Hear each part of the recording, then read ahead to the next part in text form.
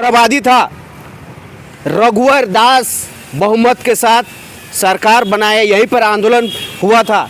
इन्हीं चंद गद्दार नेताओं, मेरे समाज, आदिवासी समाज और कुर्मी महतो समाज के लोगों के द्वारा एक आंदोलन फिर चला था।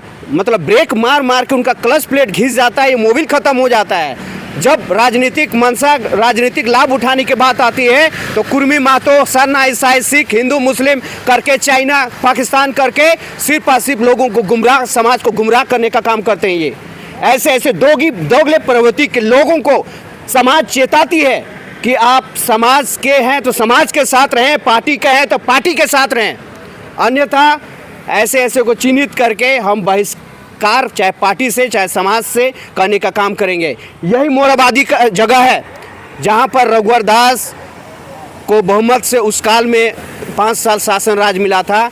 यहां पर कुछ चंद नेता यही कुर्मी महतो और आदिवासी के नाम से यहाँ आंदोलन करते हैं और हमारे धर्मगुरुओं के माध्यम से आदिवासी समाज को गुमराह करके करोड़ों पैसा रघुवर के शासन काल में लेके रघुवर का सरकार बनाने का काम करते हैं। मीडिया में भी बयान देते हैं कि मैंने समाज को बेचा है, मैंने समाज, आदिवासी समाज को, कुर्मी महतो समाज को बेचा है और रघुवर दास को लाया है। वो खुद ये बयान देते हैं करोड़ों रुपया लेके। तो आज घाटशिला में हो या बिहार में हो या जहाँ जहाँ में चुनाव पहुँचती है, कभी माँ का शब्द को भी गाली देने का काम किया जाता है। जिस प्रकार जयराम दा का माँ का शब्द को पिछले बार आपने देखा एक तिवारी माननीय के द्वारा, फिर अभी देख रहे हैं कि ये मोदी की माँ को गाली देने का काम कर रहा है। एक देख रहे हैं राहुल गांधी का माँ को जर्सी गाय तो इतने की आइटम गंदी शब्द से। तो ऐसे दोगले लोग कैसे हो सकते समाज के पार्टियों के? राजनीति इतनी पवित्र शब्द है जिससे एक देश का भविष्य निर्धारित होती है, एक राज्य का भविष्य निर्धारित होती है, एक जिला का, एक राज्य जिस प्रकार जब राजनीति राज्य को संचालित करने के जो नीतियाँ सुचारू रूप से बनाई जाती है उसे कहते हैं राजनीति। लेकिन राजनीति के चक्कर और चेहरा चमकाने के चक्कर में आज समाज के साथ गद्दारी किया जा रहा है। और जिस प्रकार मैंने राजनीति करते हुए रघुवर को 5 साल इन्होंने राज दिया, तो आज वही दौर हमें फिर से देखने को मिल रहा है। कभी बाहर एक चीज़ आपसे पूछना, आप तो पढ़े लिखे इंसान हैं, आपने झंडा उखाड़ने की जो बात कही, निशा भगत तो साफ तौर पे कह दिया कि भाई सरना झंडा का अपमान कर रहे थे ईसाई लोग, इसीलिए हम झंडा कबा रहे थे। और ईसाई लोग जो हमारा उराव लोग का आरक्षण छीन रहा है, फ़ायदा ले रहा है, इसीलिए हम बर्दाश्त नहीं करेंगे कि उराव लोग का अधिकार कोई छीने। देखिए, आपने कहा कि सरना लोग आरक्षण छीन रहा है, कभी बोलते हैं कुर्मी महतो लोग आरक्षण छीन रहे हैं। आखिर आपकी मंशा क्या है? पहले ये क्लियर कीजिए, आप क्या दिखाना चाह रहे हैं, समाज को क्या मैसेज देना चाह रहे हैं? कभी झंडा उखाड़ते हैं तो आज आप अपने चेहरा चमकाने के लिए और राजनीतिक गलियारे में रोटी सेकने के लिए, चाहे कोई भी बड़ा नेता हो, चाहे हेमंत जी हो, चाहे मोदी जी हो, चाहे बीजेपी हो, कांग्रेस हो, जेएमएम हो, आप किसी के भी समर्थक हो, आप समाज को बेच के किसी का झंडा, किसी का धर्म को अपमानित करके जो राजनीति करेगा उसको बाहल इंडा कभी माफ नहीं करेगा। और जयराम टाइगर महतो साफ कह दिए हैं कि आरक्षण, हमें आदिवासियों का आरक्षण में हक मानने का कोई जरूरत नहीं है। हम कृषक वर्ग, अन्नदाता वर्ग के हैं, हम अपनी रोजी रोटी और अपना मेहनत करना हम जानते हैं, अपना हक लेना हम जानते हैं। उन्होंने साफ कहा विधानसभा में, हम आरक्षण नहीं, हमें संरक्षण दिया जाए। जिस प्रकार एक किसान जब खेत का मेड़ टूट जाता है उस समय वो उपजाऊ मिट्टी को संरक्षित करने के लिए एक मोटी मेड़ बनाती है, उसी प्रकार जयराम भाई ने सीधा कहा है, हमें आरक्षण आदिवासियों का नहीं चाहिए, हमें संरक्षण दिया जाए। हमारी कौम को, जिस अपने कौम के लिए जो नहीं लड़ता है, जो संघर्ष नहीं करता है, वो अपने समाज के लिए दोगला कहलाता है। जिस प्रकार आज दोगले लोग गंदी राजनीति के नीचे अपनी रोटियां सेकने का काम कर रहे हैं, तो जयराम भाई का जो लगाव, चाहे जिस प्रकार आपने पिछले बार देखा था कि बोतलों पटक सकते हैं अधिकारियों के सम्मुख मजदूरों को दर्द को लेकर, तो किसी राजनीति से उत्प्रेरित होकर नहीं, किसी समाज से उत्प्रेरित होकर नहीं, किसी धर्म से उत्प्रेरित हो नहीं, वो दिल को, वो आंखों को देख के मैं आज उससे ये होता हूँ, प्रभावित होता हूँ, तब जाके मैं जयराम भाई के लिए खड़ा होता हूँ।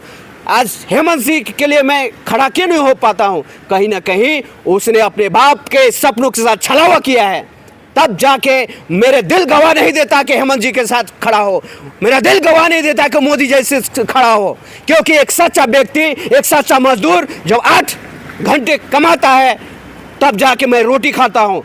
किसी के चापलूसी, किसी का झंडा उखाड़ के, किसी के धर्म को नीचा दिखा के, किसी के जाति को नीचा दिखा के बहालिंडा रोटी नहीं खाता है। आप काम भी करते हैं 8 घंटा?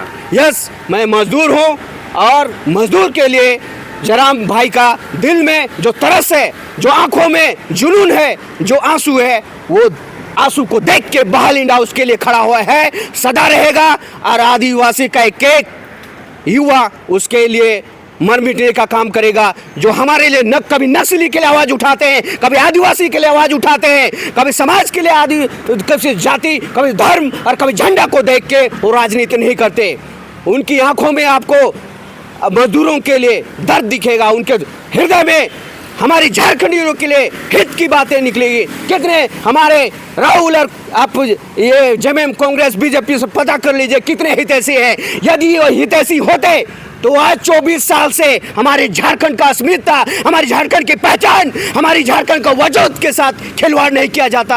हमारी झारखंड के सपनों के साथ, विषम गुरु के सपनों के साथ, जो अपना बेटा होकर भी अपने सपनों को, रिम्स 2 का जमीन को बचाने में कितने आदिवासी आए, जयराम भाई आए, कितने बाबूलाल मरांडी पैदा हुए, रघुवर दास वहाँ पर गए, चंपई सोरेन को आगे कर दिया और वो कैद भी हो गए। तो एक प्रकार से वो निकल नहीं सकते थे क्या? उसके पास खुद बॉडीगार्ड है, तो कैद कैसे हो सकते हैं? बाघ को क्यों कैद नहीं कर सकता है? जयराम को क्यों नहीं कैद कर सकता है? एक पूर्व सीएम जिसके पास राइफलधारी है उसको कैद कैसे कर सकता है? तो ये ओछी राजनीति आपको समझना होगा। चाहे भाजपा हो, कांग्रेस हो, एक सिक्का का 2 पहलू है। और जेएमएम जो अपने पिता का जमीन को नहीं बचा सकता, रिम्स 2, ये गंदी राजनीति आप करना छोड़ दीजिए। समाज के लोगों को गुमराह करना छोड़ दीजिए। कभी कुर्मी महतो, कभी आदिवासी, आप तो खुद साइन किए थे, सुनते हैं जितने विधायक, कुछ विधायक। दादा आपसे लास्ट सवाल रहेगा, कल जो है निशा भगत के सोशल आईडी में जो दिख रहा है कि भाई सुदेश महतो, जयराम महतो और देवनाथ महतो माय का लाल नहीं है कि जी कुर्मी को एसटी करके ऐसे कुछ जयराम के प्रति अभद्र टिप्पणी की, क्या कहिएगा निशा भगत जी को? देखिए, हमारे आदिवासी समाज जितने हैं सदियों से गुमराह होते आए हैं। आज सरना कोड का मांग अगर वाकई में सही लोगों के द्वारा उठाया गया होता, अगर अपने आप को दुकान खोल के नहीं रखते, अपने समाज की सौदा नहीं करते, तो चंद मिनटों में सरना कोड मिल जाता। लेकिन हमारे समाज के गद्दार जो सरना कोड करके राजनीति रोटी सेकने का काम करते हैं। तो आपने जिस प्रकार आपने कहा कि निशा मैडम कैसे किसी को गाली दे सकती है, कैसे गलत बयानबाजी कर सकती है, आप किस मकसद से, किस उद्देश्य से और किस पद की हैसियत से आप करते हैं? आपको सिर्फ जयराम भाई का शुक्रिया अदा करना चाहिए, जो दीदी दीदी करके आपको सर में चढ़ा के रखा था, लेकिन आपने उनका इज्जत नहीं किया, एक भाई का इज्जत नहीं किया। तो आपको समझना होगा कि समाज क्या होता है, एक झंडा क्या होता है। ईसाई आज नहीं होते तो आज पूरा दुनिया का एजुकेशन, शिक्षा आज चरमरा गई होती। कितने सरकारी स्कूल में अंडा खिचड़ी के सिवाय एक अच्छी गुणवत्ता की शिक्षा हेमंत जी लागू कर पाए, रघुवर जी लागू पाए, बाबूलाल मरांडी प्रथम मुख्यमंत्री रहे। कितने स्कूल खोल पाए हैं जो एक शिक्षा, प्राइवेट शिक्षा को टक्कर दे सके। जब यहाँ रिम्स 2 की बात करते हो तो आप हाजी हुसैन को विदेश क्यों ले जाते हो ट्रीटमेंट कराने? आप एक रिम्स की बात करती हो, एक सही शिक्षा की बात करती हो, ऑक्सफोर्ड और लंदन इंग्लैंड में हमारे मंत्री विधायक क्यों पढ़ाने ले जाते हैं? सरकारी स्कूलों में तुम सरकारी पेमेंट खाते हो, सरकारी रोटी खाते हो, तो सरकारी ट्रीटमेंट ही क्यों नहीं करा सकते? सरकारी एजुकेशन दिला क्यों नहीं सकते? तो ये ओछी नीति और ये सिद्धांत जो हमारे लिए ख़त्म करने का प्लान है, इसके लिए आवाज़ उठाइए। यदि आप वाकई में निशा भगत इतना टैलेंट है, इतना बुद्धिजीवी है, तो आदिवासी का मतलब क्या होता है उसको भी हमको लगता है उनको समझना चाहिए। आदिवासी का मतलब ये आदिकाल से जो इस भूमि में वास करता हो, किसी जाति, किसी कौम, किसी नस्ल से ये तवज्जो नहीं रखता, किसी वाकिफ नहीं रखता। आदिवासी शब्द होता है, उसका मीनिंग होता है आदि काल से जो इस भूखंड में, चाहे झारखंड में हो चाहे भारत में हो, जो वास करती हो, उसका शब्द ही आदिवासी है। गलत तरीके से इसको परिभाषित करके लोगों को गुमराह करना, कुर्मी महतो के नाम से लड़ाना, आदिवासी के नाम से लड़ाना, कभी हिंदू मुस्लिम, कभी सिख ईसाई, कभी बाहरी बिहारी के नाम से लड़ाना आप बंद कीजिए। अगर वाकई में हमारी सरकार इतनी चिंतित है तो यहाँ पर जो 95% बाहरियों का राज है, बाहरी का नौकरी बेचने का काम कर रहे हैं, बाहरियों को नौकरी देने का काम कर रहे हैं, उसे बंद कीजिए और हमारे झारखंडी आदिवासी मूलवासी का काम कीजिए। आप तो बोलते हैं कि स्टैचू लगाने के लिए भी जगह नहीं है। जो हमारे राज्य के लिए बनाए, दिसुम गुरु को बचाए, दिसुम गुरु का पिता के समान थे हमारे विनोद बिहारी एनी होरो, कभी उसको जेल की हवा खाने नहीं दिए। वो सांसद थे उस टाइम के ज़माने के, जो जयपाल सिंह मुंडा के बाद एनी होरो एक उभरता सितारे थे, उनका कौन जगह स्टैचू लगाए हैं? यदि आप मुंडा के हैं तो कौन जगह मुंडाओं को जगह दिए हैं? यदि आप उराव के हैं तो कार्तिक बाबा का कितना जगह आपने, यदि आप कुर्मी महतो के हैं तो कितने जगह आपने कुर्मी महतो को जगह दिया? दिसुम गुरु का है तो कितने जगह दिसुम गुरु को आपने जगह दिया? वो आपने उनके सपनों का माटी को भी सौदा करने का काम किया है। रिम्स-2 में, सिरमटोली में सरना समुदाय को भी भंजाने का काम किया है। तो ये ओछी राजनीति जो अपने को चापलूस बना के लोगों को आगे करके आप जो राजनीति खेलना चाहते हैं, जैमें कांग्रेस भाजपा, आप सुधर जाएं।